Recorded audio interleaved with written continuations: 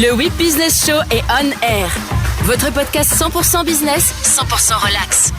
Aux manettes, l'entreprise WIP, la nouvelle Afrique. Championne dans la mise en relation média. Championne dans l'interconnexion business.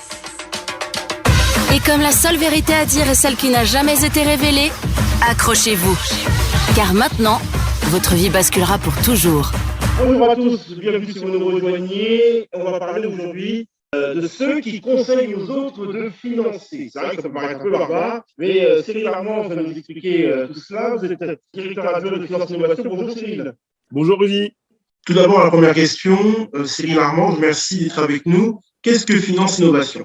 Alors, Finance Innovation est un pôle de compétitivité. Donc, derrière ce nom un petit peu barbare, Finance Innovation est un outil de la politique industrielle de l'État dédié justement à l'accompagnement des acteurs de l'industrie financière française, notamment dans le registre de la compétitivité et naturellement dans leur innovation. Donc, pour faire simple, en fait, Rudy, Finance Innovation, en fait, c'est une espèce de mythique de la finance. Notre ambition, c'est de connecter l'ensemble des acteurs de l'écosystème financier, que ce soit des grands comptes, que ce soit des startups, des cabinets de conseil, des pouvoirs publics, des ESN, des accélérateurs, des incubateurs, des startups. Donc, connecter un petit peu tout ce monde en fonction de leurs demandes, en fonction de leur offre, pour justement faire en sorte qu'il y ait des relations frugales amenant à l'innovation, amenant à la coopération, amenant à la croissance du secteur financier français. Donc, tu es un peu le mythique de la finance. Est-ce que ça veut dire qu'en ce moment, vous cherchez par exemple des startups dans le domaine des nouvelles mobilités et de l'hydrogène pour pouvoir les mettre en relation avec des investisseurs? Est-ce qu'il y a des programmes en ce sens, par exemple?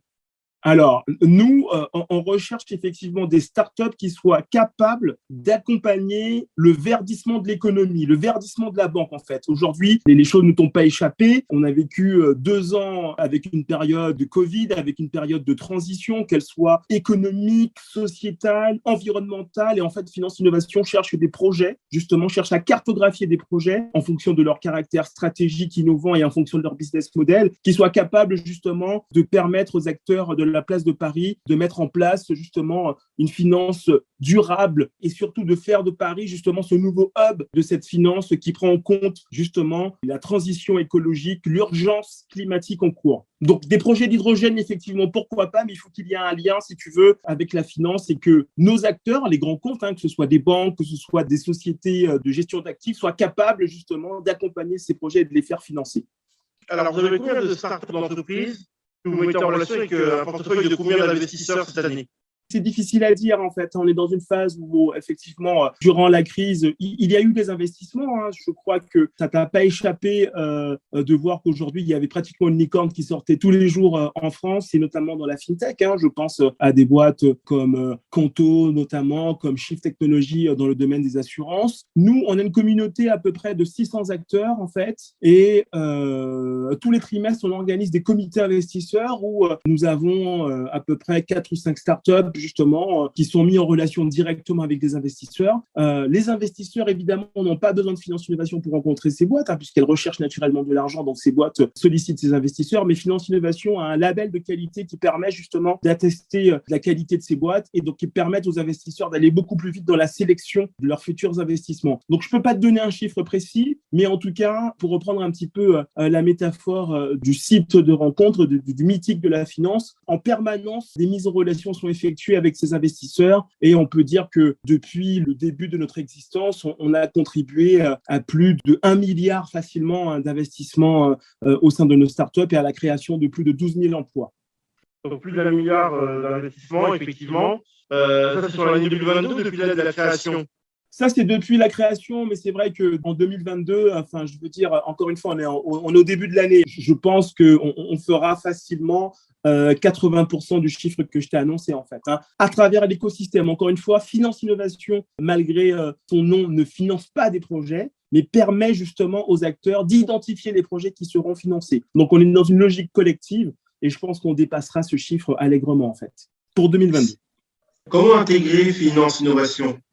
Écoute, c'est une très bonne question, effectivement. Donc, pour participer à ces activités, il faut être naturellement membre de Finance Innovation. Nous, on opère en fait une sélection en amont parce qu'on a de plus en plus de projets qui sont de plus en plus matures, de plus en plus de projets aussi qui viennent de l'étranger, hein, donc des projets anglais, des projets américains, des projets italiens, septentrionaux, justement, avec la volonté de s'implanter en France. Donc, nous, en amont, on essaie d'attester la qualité des projets, en fait, faire en sorte justement qu'ils puissent avoir une visibilité, une continuité business avec l'ensemble des acteurs. Donc, il y a une sélection qui s'opère en amont avec nos équipes. Ensuite, effectivement, il y a la possibilité de bénéficier de ce label. Ce label, en fait, c'est un peu un accélérateur de mise en relation pour continuer dans la métaphore de la mise en relation. Mais on reste tout à fait ouvert, justement, grâce à notre écosystème de plus de 600 acteurs, justement, pour accompagner ces boîtes et faire en sorte qu'elles puissent structurer, renforcer et être challengées en fait dans leur business model pour qu'elles puissent ensuite exister. Nous, notre ambition, c'est vraiment de faire en sorte que nos startups deviennent ensuite des TPE, des PME, et qu'on aille au-delà de la licorne, qui reste, je vous rappelle, une promesse. La licorne, c'est la promesse d'1 milliard, c'est faire en sorte justement que ces boîtes puissent avoir de la pérennité sur du temps, qu'elles puissent se structurer, embaucher, grandir à la fois sur le plan cocardier, mais également sur le plan international. Et pourquoi pas justement faire une IPO. Le sujet des IPO est un sujet justement qui est important pour la French Tech, qui est important pour la place de Paris. C'est comment aujourd'hui on est capable de mettre en place justement des éléments qui permettent à ces boîtes de grandir sereinement dans un bassin d'innovation, j'ai envie de dire, qui soit capable à la fois d'apporter des fonds, à la fois d'apporter les talents, à la fois de disposer d'un cadre réglementaire pour pouvoir justement grandir, répondre aux attentes des acteurs et ensuite effectivement faire en sorte justement que ces techs soient vraiment reconnus comme des acteurs participants à la compétitivité et à la croissance du secteur français en fait.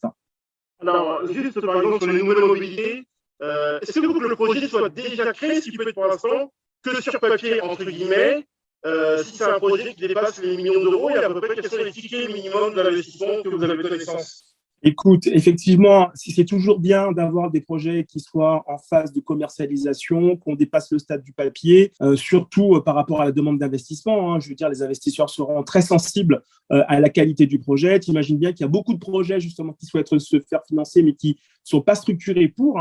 Donc, entre ces besoins de capitaux et la réalité du marché, justement, il y a un gap. Et nous, on est là pour accompagner, pour coacher effectivement ces boîtes. Donc, nous, on pourra délivrer une offre d'accompagnement permettant justement de voir si le projet peut lever le million que tu dis. Mais généralement, sur ce projet-là, on est sur des tickets d'amorçage. Donc, on est entre 800 000 et 2 à 3 millions d'euros, en fait. Donc, nous, on est vraiment là au premier stage. Ensuite, si le projet est vraiment bon, il trouvera naturellement, effectivement, un investisseur pour aller sur une série A, une série B et ainsi de suite.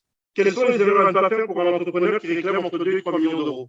Alors là, c'est la question à 1 million d'euros là, que tu me poses effectivement. Moi, je pense que tout d'abord, il est important de structurer son projet en distinguant son équipe, la valeur ajoutée du projet, aujourd'hui, à quel besoin ce projet répond, d'accord? Donc, il faut qu'il y ait intrinsèquement un marché. Évidemment, il y a le business model, il y a aussi la cartographie des concurrents, des acteurs qui existent et voir si vous comprenez bien les enjeux de votre domaine, ça c'est important.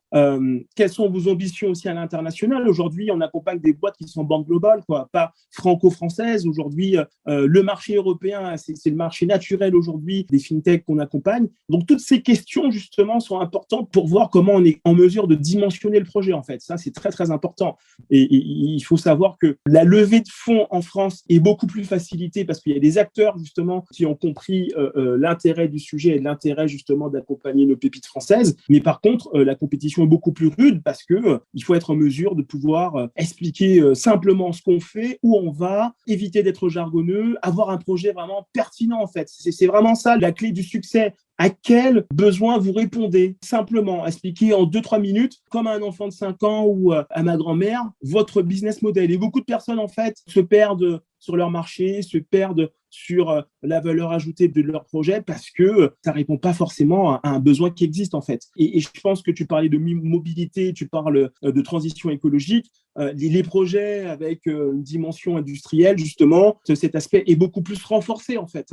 Nous, on est dans une économie de services. La transition écologique réclame beaucoup de fonds et donc réclame un business model aussi qui permette à très vite aux investisseurs de se retrouver dans leur investissement qu'ils vont faire, en fait. N'oublie pas que l'investisseur, il met ses billes pour ressortir avec x10, x20, voire plus en fait. Donc, cette dimension financière est très importante. Il y a des capitaux disponibles, mais le projet doit être vraiment très bien structuré, très bien pensé, avec une équipe, avec une ambition, avec une vision. Et ça, c'est pas quelque chose qu'on retrouve à chaque fois.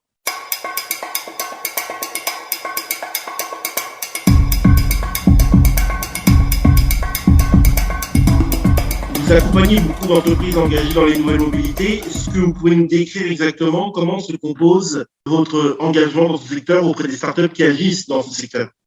Alors, si tu veux, nous, on le fait indirectement parce que, encore une fois, nous, on accompagne beaucoup de boîtes qui proposent des solutions logicielles, SaaS, etc., pour intégrer les critères ESG au sein des actifs financiers, en fait. D'accord? Donc, on n'est pas directement lié à la mobilité. La mobilité peut être, si tu veux, une externalité positive d'un projet qui se met en place, effectivement. Donc, une banque qui favorise l'investissement de bornes électriques, par exemple, pour des voitures électriques. Mais nous, encore une fois, on est sur des projets qui favorisent le financement et la compréhension, justement, du secteur des enjeux de la transition écologique et environnementale, en fait. Donc, on n'a pas de projet lié directement à la mobilité. Par contre, effectivement, c'est des choses qui arrivent en second plan parce que la banque va justement choisir des actifs qui permettent une meilleure mobilité avec moins de carbone, etc., en fait.